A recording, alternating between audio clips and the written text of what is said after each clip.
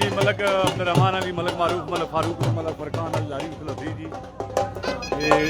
पत्रियां माड़ा दी शौक जी डंपरां दा जोड़ा भी जनाब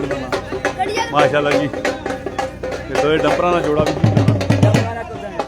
माशाल्लाह जी ये दोवां पत्रियां मेरा जी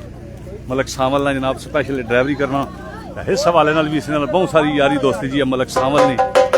पसंदीदा लारी है जी।